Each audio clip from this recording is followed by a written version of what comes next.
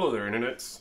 I've been away for a little while. I've been dying of allergies, and then I went on a little adventure out into the countryside for a minute where I also died of allergies. So I'll be sniffling a lot, but hopefully making more videos in the very nearest future.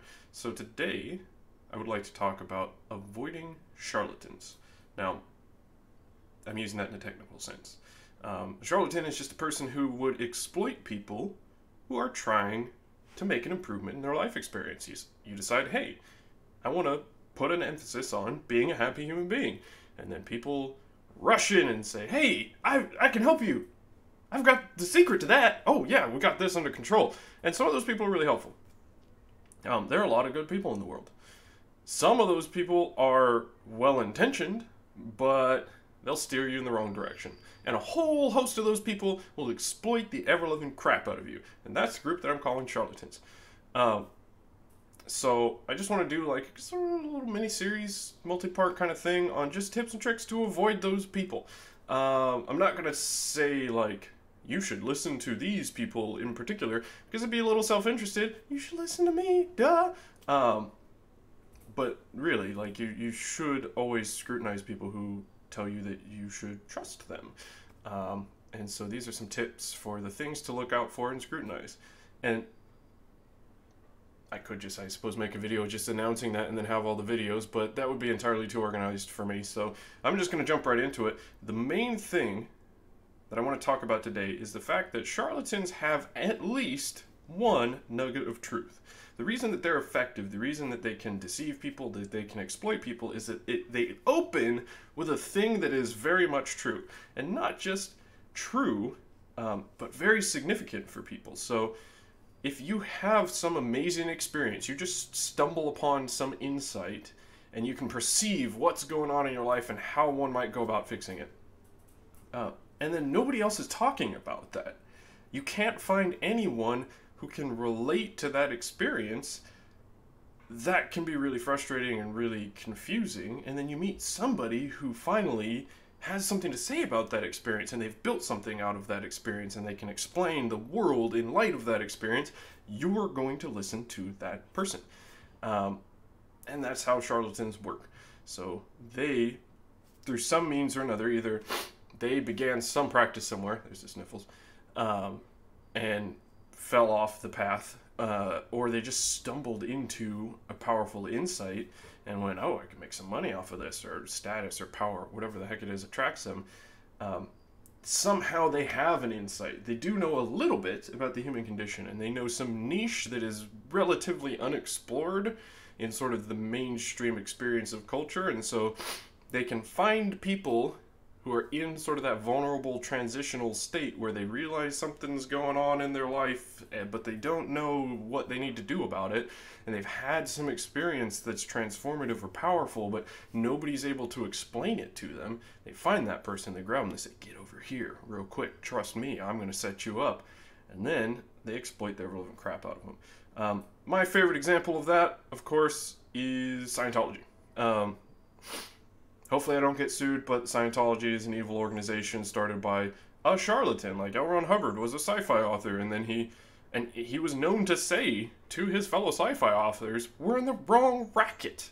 Look at these religious guys. They're making stuff up. We're making stuff up. They're making tons of money, and we're making peanuts. And then suddenly he started his own religion. And he had his own navy, which is rad. It's objectively rad to have your own navy. But it's not that cool to get your own navy by exploiting the hell out of people. But he had an insight that is really important, I think, which is just that the human person is a multi-agenda system. There's like the human agenda of your human person. But then there are a bunch of agendas attached to it throughout your life, by the way that you've been conditioned by your family, your society, your peers, all of that. And those agendas don't serve the human agenda, and very often are directly against the human agenda, and there are techniques that can be used to diminish or remove the influence of those agendas, and your life gets better.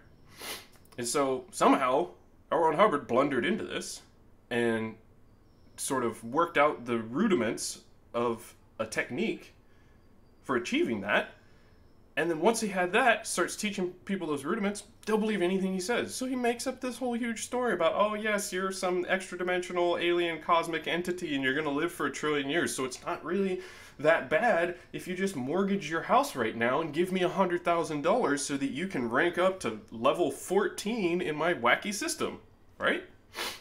Well, when you put it like that, and when you've had the experience over the last several months of going from a crisis to stability and your life getting objectively better because of the things that this person's telling you, yeah, maybe he's not so crazy. Maybe he understood that one thing nobody else was talking about. Maybe he is onto something. Maybe I should sign this paper. Maybe I should go work in the Sea Org for the next 100 years for slave wages.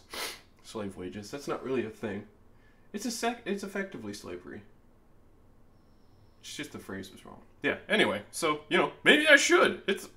What's 100 years of servitude against 1 trillion years of happiness? It's pittance, right?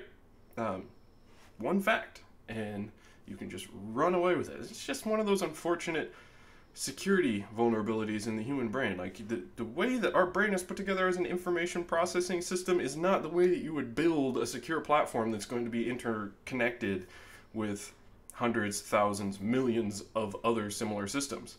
It just lacks anything like a reasonable security model. So we have to install the patches to secure our brains, and this is part of it. You can't settle for one fact. If somebody is asking for your trust, asking to let you make decision, asking to you to let them make decisions for you, asking you to trust their experience over your experience, you have to hold them to a higher standard than that. You can't make excuses for them. So if it seems like it all keeps coming back to they were right this one time, that's probably a situation that you need to step out of.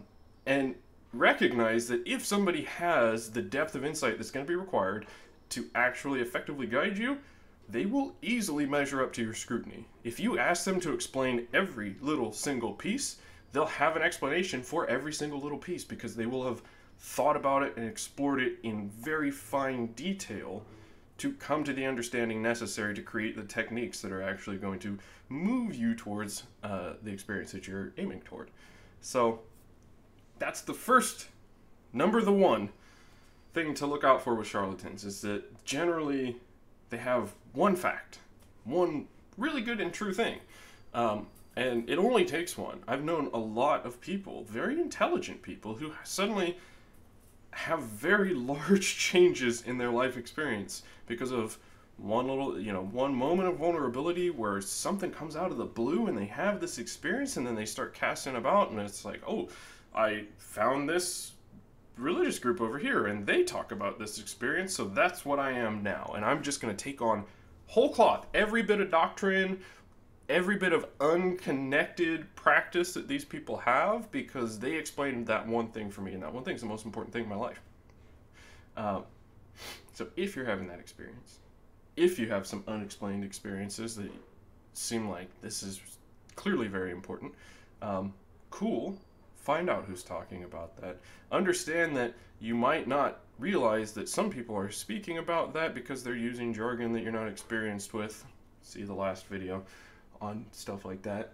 And always hold anybody who would ask you to let them into your life, to make significant decisions for you, to guide you against your gut, your own experience. You got to hold those people to a very high standard. You have to demand that they have more than one good fact, and you need to scrutinize both their motivation, the demands they're making of you. The people who really know what they have to give is valuable are not afraid to be generous. They're not going to ask you to mortgage your house to support this thing that they're doing, 3 months into the game, right? They're gonna probably make pretty minimal demands of you. So,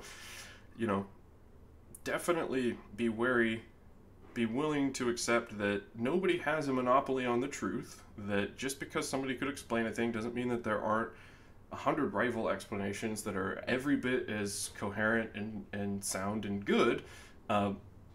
And you don't have to jump in whole hog with the first crew that can explain a significant experience you had. Otherwise, you're going to have a bad time. I could go on about this all day. So I'm going to draw the line here, save some stuff for the next time. I think the next time we're going to be talking about what I like to call the elevated floor effect. So meditate on what the heck I could mean by that. Cheers.